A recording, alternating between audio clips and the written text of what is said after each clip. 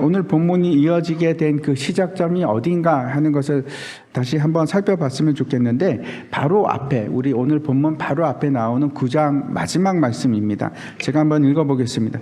무리를 보시고 불쌍히 여기시니 이는 그들이 목자 없는 양과 같이 고생하며 기진함이라.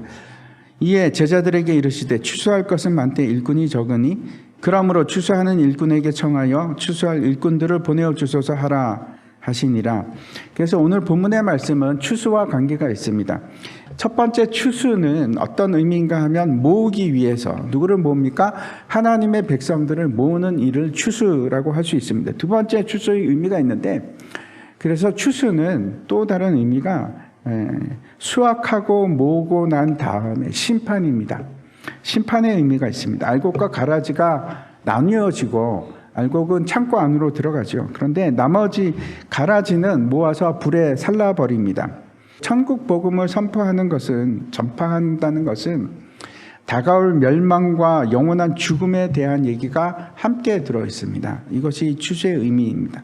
그래서 그런 의미에서 예수님께서 무리를 보시고 불쌍히 여기시는 것은 목자 없는 양과 같이 고생하며 기진함이라고 말씀하시는 뜻은 심판받고 죽을 수밖에 없는 이 영혼을 사람들에 대한 탄식입니다. 그래서 예수님께서 이 일에 대해서 추수할 일꾼을 보내달라라고 기도하라고 말씀하지 않습니까? 그리고 이제 누가복음에 보면 예수님 그 자신께서, 예수님께서 직접 기도하십니다. 이 일을 놓고 기도하십니다. 하나님께 기도했다는 것은 무슨 뜻입니까? 제자들을 선택하는 데 있어서 하나님의 뜻을 따르겠다 하는 하나님에 대한 의지입니다. 하나님의 신뢰하고 하나님의 뜻을 따르겠다는, 자신의 뜻을 따라서 행하시는 것이 아니고 하나님의 뜻을 따라서 그 제자들을 택하시는 겁니다. 이 사람들이 세상을 변화시키고 세상을 구원해야 할 정말 막중한 임무를 띌 사람들입니다. 그런 사람을 뽑는 겁니다. 뽑힌 사람들의 면면을 보면 그런 거하고 별로 상관이 없는 것처럼 보입니다. 그 중에 많은 사람이 어부였고, 또 어떤 사람은 아주 죄인 중에 죄인이라고 취급받는 세리였고, 반역자 같은 사람이죠. 우리와 비슷하거나 심지어는 우리보다 저 정도면 내가 낫겠다 하는 그런 사람들입니다. 근데 이 사람들이 세상을 향해서 나가서 세상을 완전히 뒤엎어버립니다. 완전히 변화시킵니다. 복음으로. 근데 예수님께서 그 일을 뭘로부터 시작하시는가 하면 기도로부터 시작하십니다. 기도한다는 것은 최후의 방법이 아니고 최선의 방법입니다. 가장 중요한 일이 기도하는 일입니다. 예수님께서 마지막 승천하시면서 여러 가지 명령을 하신 것이 아니고 단 하나의 명령을 하셨습니다. 너희는 가서 모든 민족으로 제자를 삼아라. 이것이 유일한 명령이었습니다. 단 하나의, 아주 간단하죠. 그 명령입니다. 제자를 삼아라. 이게 하나님의 구원의 계획입니다. 성경에는 다른 계획이 없습니다. 계획은 하나입니다. 제자를 세우고 그 제자가 다시 제자를 세우고, 그 일이 세상 끝날까지 계속되고, 그리고 추수가 시작이 되는 겁니다. 그래서 우리도 그 일을 합니다. 저도 그 일을 합니다. 혹시 나는 제자가 안 돼도 괜찮겠지, 제자 훈련 뭐 꼭 받아야 되나, 그렇게 생각하시는 분이 계시다면 제가 권면드립니다. 다시 한번 생각해 보십시오. 이게 예수님의 방법입니다. 예수님께서 이렇게 하셨습니다. 제자를 삼으시고 훈련하셨습니다. 오늘 본문을 통해서 예수님께서 그 제자들에게 어떻게 사명을 주고 있는지 그 내용을 하나씩 살펴보도록 하겠습니다. 세 가지로 살펴보겠습니다. 오늘 이제 본문 첫 번째 말씀, 1절 말씀 한번 보시기 바랍니다. 같이 읽겠습니다. 시작. 예수께서 그의 제자들을 부르사 더러운 귀신을 쫓아내며 모든 병과 모든 약한 것을 고치는 권능을 주시니라. 예수님께서 12제자를 선택하셨는데 기도로 준비하시고 선택하시고 또 주권적으로 선택을 하십니다. 뭐 이렇게 모집을 해서 그냥 뭐 이렇게 받아들이신 것이 아니고 주권적으로 선택을 하십니다. 그리고 예수님께서 제자들을 보내시는데 이것이 첫 번째입니다. 그리고 이제 그들을 사도라고 칭하시는데 사도는 제자와는 좀 다른 의미입니다. 제자는 어떤 사람들입니까? 가르침을 받는 사람, 그리고 따르는 사람. 우리는 예수를 따르는 사람들입니다. 그리스도인, 기독교인이라고 합니다. 우리는 제자들입니다. 그런데 사도는 그와는 대조적인 얘기입니다. 보내심을 받은 자들, 그런 뜻인데 권한을 받은 전권대사입니다. 대리자로서 예수 그리스도를 대리해서 나가는 사람, 그 사람들이 사도입니다. 12사도의 이름은 이러하니 베드로라 하는 시몬을 비롯하여 그의 형제 안드레와 세베대의 아들 야고보와 그의 형제 요한, 빌립과 바돌로메, 도마와 세리마테, 알페오의 아들 야고보와 다데오, 가나나인 시몬 및 가롯 유다, 곧 예수를 판 자라, 이렇게 되어 있습니다. 이 제자들의 명단은 성경에 4번 나옵니다. 여기 한 번 나오고 마가복음 3장에도 또 나옵니다. 그리고 누가복음 6장에, 그리고 사도행전 1장에 나오는데 요 4가지 목록에 보면 공통점이 있습니다. 4개의 그 목록들을 비교하면 똑같이 4명, 4명, 4명 이렇게 3그룹으로 나누어져 있습니다. 근데 그게 변하지 않습니다. 첫 번째 그룹이 누군가 하면 베드로와 안드레, 야고보, 요한입니다. 이 사람들은 대부분이 어부입니다. 그리고 예수님의 초기 제자입니다. 예수님과 가까웠던 그룹입니다. 두 번째 그룹은 이제 여기 보면 빌립과 바돌로메, 도마, 그리고 마태, 이렇게 4명입니다. 예수님 첫 번째 그룹 그 다음에 위치하는 약간 더 멀리 떨어져 있는 그룹입니다. 그리고 세 번째 그룹은 여기 보면 알페오의 아들 야고보, 그리고 다데오, 가나나인 시몬, 그리고 가롯 유다, 이 4명입니다.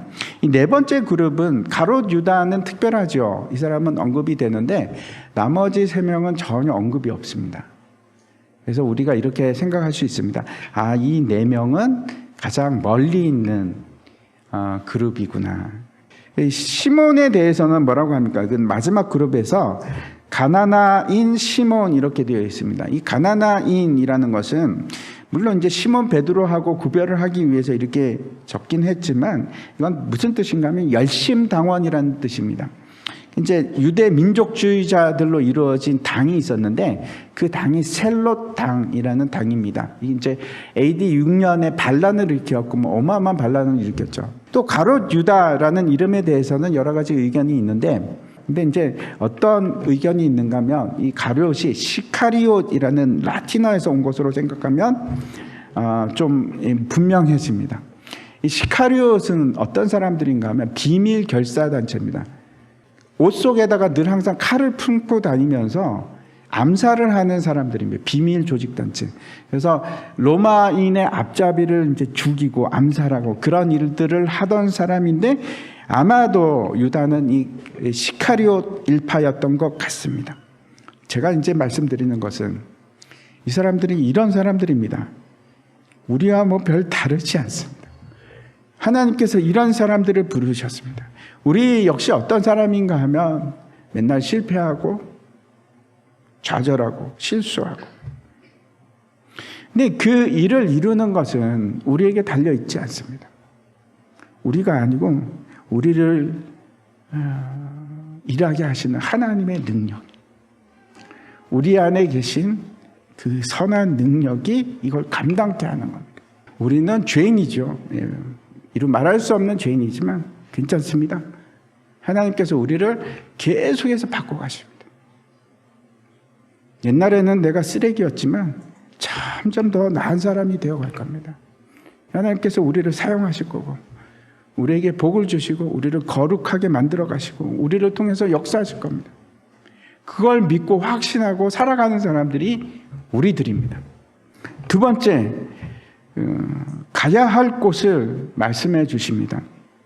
예수님께서 제자들을 세우시고 그냥 두시는 것이 아니고 사명을 주시는데 가야 할 곳이 어딘지를 말씀해 주십니다.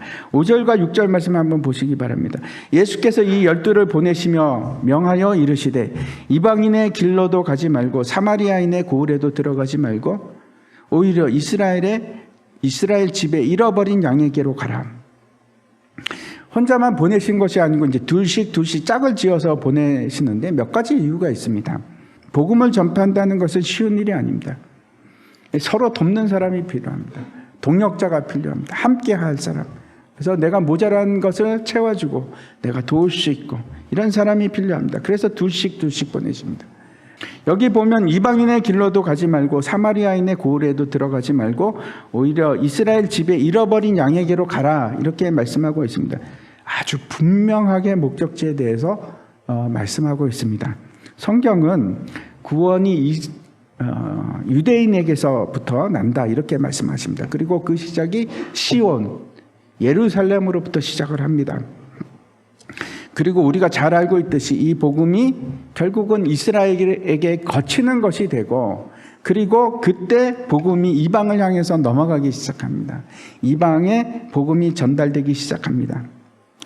이 12명의 제자를 보면 가롯 유다는 나중에 이제 사도직을 박탈당하죠. 그리고 마띠아가 대신 사도가 됩니다. 그래서 모두 12명의 제자들이 온 세계를 향해서 나가기 시작하는데 다 목적지가 있습니다.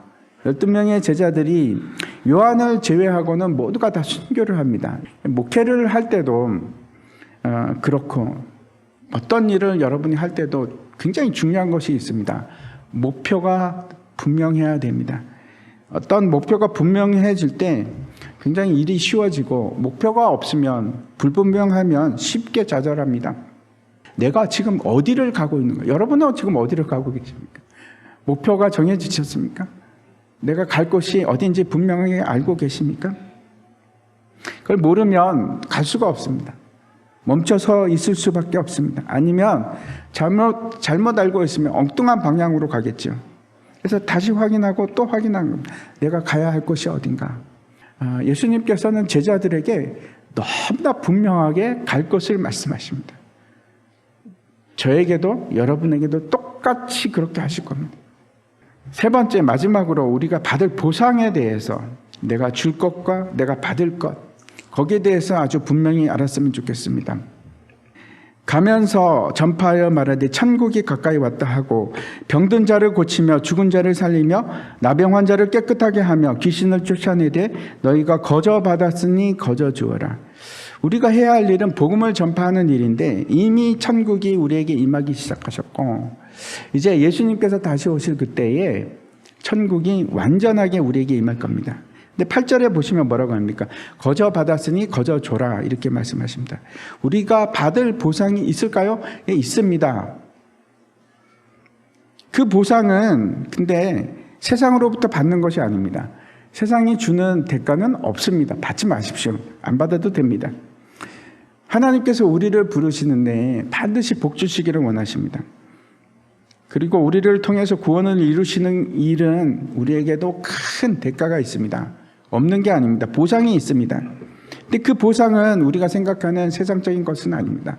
내가 예수를 믿었으니까 하나님 나에게 복을 주셔야죠. 하나님 내가 예수를 믿으니까 나를 취직을 시켜줘야죠. 하나님 내가 예수를 믿었으니까 나를 높은 곳에 올려주셔야죠.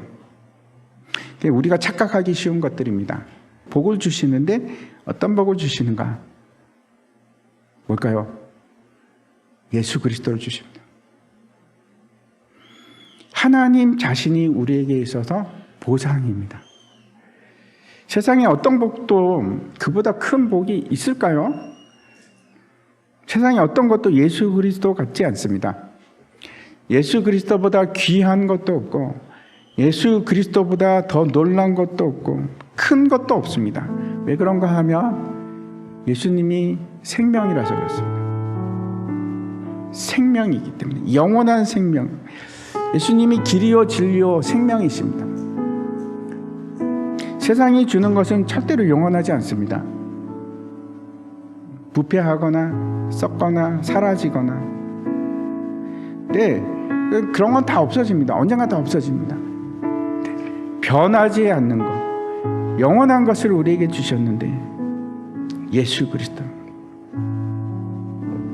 이게 얼마나 값진지 모릅니다. 예수님께서 저와 여러분을 청하십니다. 강제로 하지 않으십니다. 되게 놀라운 것은 하나님께서 강제로 하지 않으십니다. 저에게도 그렇게 하셨습니다. 단 한 번도 강제로 저를 무릎 꿇게 하신 적이 없습니다.